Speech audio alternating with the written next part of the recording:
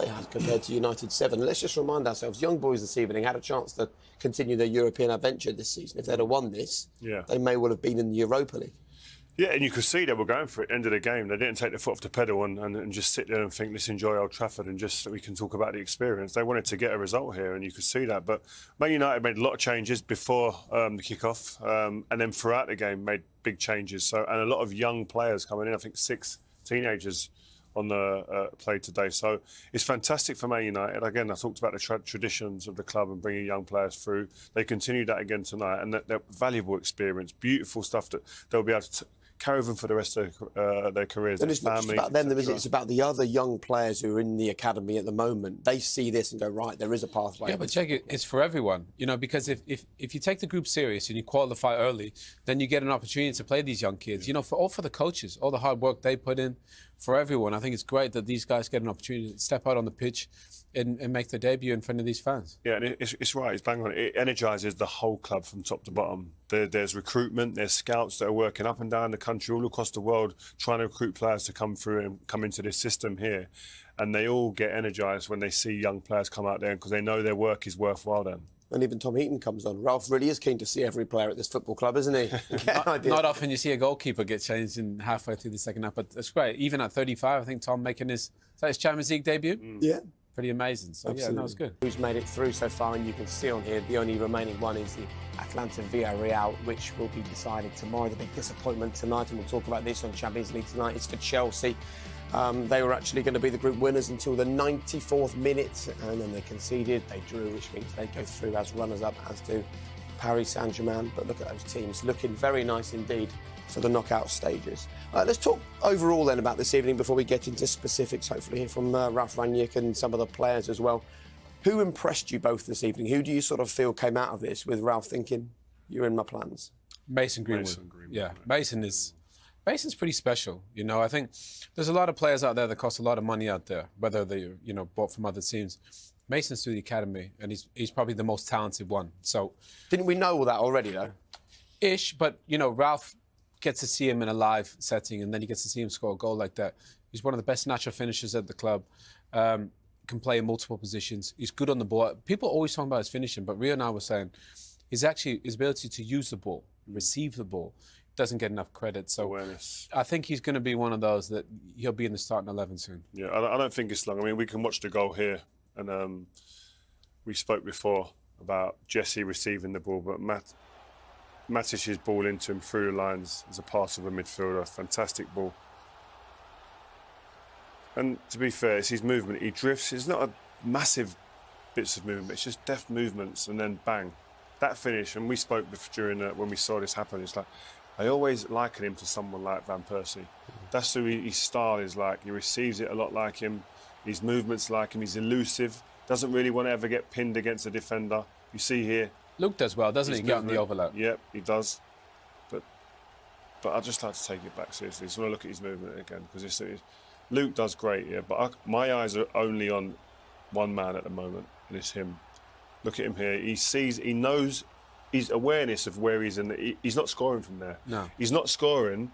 Not often you score when you're this far in front of the post. Watch his movements. Just run it slow, run at half speed. Because he's surrounded by people, Jake. Yeah. You know, you think you can't score. He realises, right, it's not coming out. Just drop off. Exactly then is that little movement to get himself a yard away from that defender. He's doing well marking him, by the way. That defender's marking him very well. He's at his near post, isn't he? And do you see this as something you can teach young strikers? This is an instinct. No, he's learned over the years, but it's instinctive as well. He just knows where he needs to be. And he can feel that defender without even actually physically touching him. He can see him in his eye line, but also he can feel that he's probably too tight for me there to be able to score in this area here at the moment. It's probably too tight for me to score in this area here. Yeah, because even if he gets a touch, it's going to go out. It's going to go up. Yeah, so he puts the brakes on, checks out a little bit, gets that little yard of separation, and then it's down to instinctive, beautiful, clinical finishing. The kids, listen, I love him. There's not enough words for me to describe what I feel about this boy as a player, seriously, because he's a beautiful footballer. When he came into the team, everyone, like Owen said, everyone just spoke about his finishing, because that is what you see straight away. But when you actually break his game down, He's so efficient in what he does, receiving the ball, his body angles, his movement to receive the ball. And what I like about him is very rarely you really see him get tackled. But a lot of the other players out there on that pitch got tackled today. Yeah, turn the ball. There were a lot of turnover. Turning the ball over. He's not like, he's very elusive with the ball. He takes the ball away from. He's got so much things that you can love about his game. Yes, there is stuff to work on. He's a young kid. That's inevitable. But this kid, the ceiling for this kid is so high. And I mean, we've got a few examples of his all-round play here. Even pressing, I've seen his stats in terms of sprints and high-intensity runs when he's on the pitch. He's not someone who shirks work. Wants to set the people up for other chances. But the kid, I think, what he could be, man. If he dedicates himself to the game like he is at the moment and continues and keeps that growing and takes the opportunities like he is at the moment, England are missing out at the moment because he can come and add value to that team as well. That's his gift.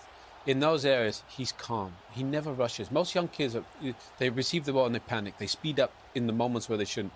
Mason has a picture, and he's always in control, which is quite rare. And he has a good awareness, as Reece said. He's always checking his shoulder, find little pockets. I mean, as a finisher, it's pretty special. But again, I'm with Real. I think his overall game doesn't get enough credit. I think he can carry the ball, he can dribble. His awareness is good. But he'll want to play. Even though there's some world-class players here, he'll want to play. Yeah, he won't be happy sitting on the bench. Since this new manager's come in, he hasn't started the game until tonight, and I'm sure he'll be sitting there going, well, why? Yeah. But his answer is where you want it to be, out there. And the great thing for him is that if you take a look at the kind of players that Ralf Rangnick has signed and worked with over the years, he is the perfect profile for a Rangnick kind of player. He's the thing is, if Ralf was going to buy him, it would have cost him a fortune. Yeah. We see, Ahmad out there today, would they pay, 35, 40 mil, Mason is in the category almost, the Phil Foden category in terms of, how do you put a price on it? So, look, he's a diamond, and to go with, Marcus and Cristiano and Cavani, Sancho. Pogba, Sancho, Bruno. I mean, Ralf has a lot of options that he can go and pick this team, and it's exciting. And it's a good point, actually, about Pogba. Varane still to come back from injury. There's good times ahead. Let's talk about something not quite so positive tonight, which was some of the elements of the defending. We can have a look at the equaliser now. Who out there this evening, this goal notwithstanding, do you think wasn't a great night for you, actually? I don't think anyone other than Mason really gives Ralf something to think about. I think everyone else, there's elements of the game we say, oh, well done, but then there was elements where you thought that will probably go against you, and he's thinking in terms of an 11 to go in the Premier League this weekend or in the coming weeks. So, no, I think you can... What about Wan-Bissaka? You said he'll have to fight to be in Ralph's plans. What did you think of him tonight?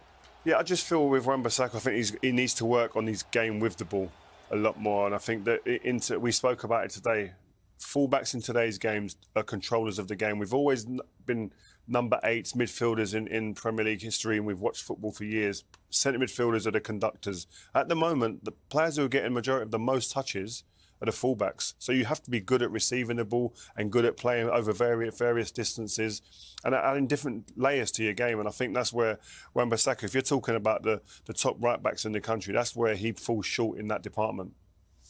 Yeah, everybody knows his attributes defensively, and that, which is great. But, to play, we said it before, Reece James, Cancelo, Trent Alexander-Arnold, they get you 10 assists. He doesn't have to get United 10 assists, but you want him to get 5-ish and just put himself in a position where he's crossing the ball, where he's receiving in areas where he can create a bit more. I think at times he looks a bit reluctant to maybe go up there, and I think if he puts himself in those situations more and forms a partnership with Mason Greenwood, then I think there's, he can get those numbers. Nobody's going to get Trent numbers because, he's a bit of an alien. But what is there for him is that you can see it.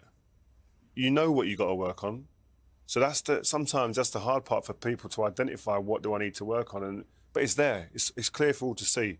That's what the manager needs and what he wants. Right, how am I going to now go and enable myself to be able to execute in them situations? That comes with repetition. That comes with training on the training ground all the time and working off the pitch and going with the data people and seeing how can I get better, going with the coaches on a daily basis, how can I get better? The thing is, Dallow's the opposite, isn't he? Yeah. He's a brilliant crosser of the ball, good at receiving the ball, but defensively, he hasn't always been his best, although he was brilliant against Palace.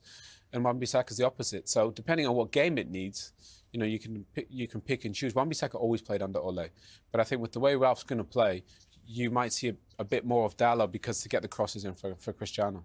Okay, good to get your thoughts. We'll get the thoughts of the Manchester United interim boss when we come back. We were almost in tears up here. No, it's emotional. I mean, we could only imagine and dream of being able to kind of witness and be a part of something like that. So great for the family. And listen, all of the hours and the travelling, you're like glorified Uber, black taxi drivers as parents, ferrying your kids around all over the country to see them play and to dream of a moment like this. This is phenomenal. It's nice though, because only really now, as parents, you realise that this is actually what your parents would have gone through when you guys were doing exactly the same. Yeah, well, my son is 6 now, and he just started to get into it, and he loves football. And now to see him, I can just picture him kicking the ball in the back garden, learning all the little things now. And I can only imagine what it must be like to come to watch him play. I mean, I love his games now when he's 6.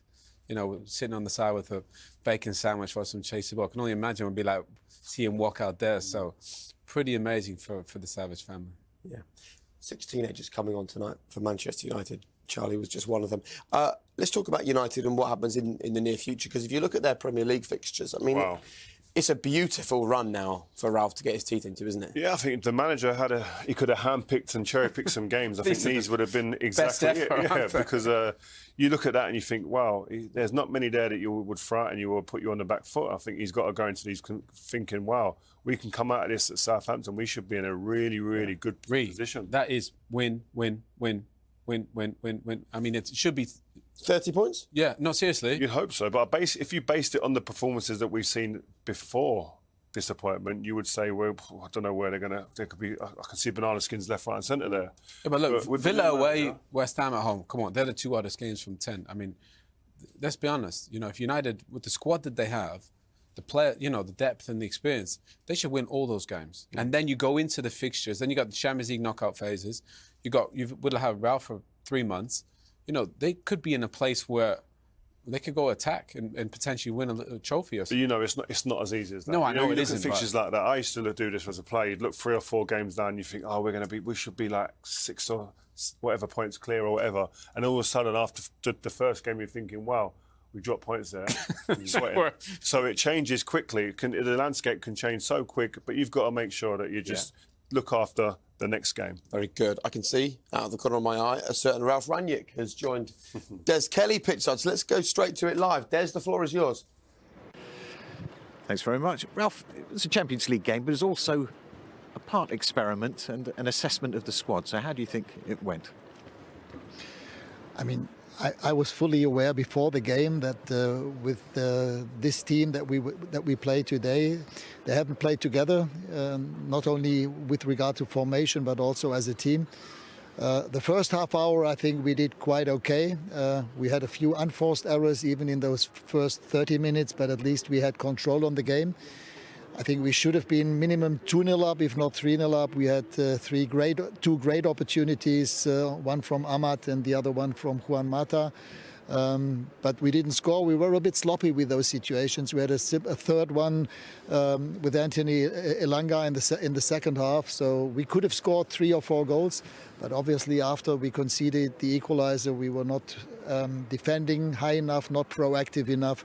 And we could have also conceded 2 or 3 goals. So if in the end the final score would have been 3-3 or 4-3 to us, nobody could have complained against that. But as I said, also the good things, quite a few debuts. Debut for Tom Heaton, debut for quite a few youngsters. Game time for players who desperately need game time. So in total, I was still, I wouldn't say happy, but it was okay. A valuable experience then. You're looking for players to stake a claim. Mason Greenwood did that early on with a fantastic goal, didn't he? Yes, but it was also good to see Luke Shaw back. Hopefully he can at least be a candidate for the Norwich game in the squad. Aaron got 2 knocks again, one on the wrist, another one on the knee, so we have to see how this will develop by Saturday.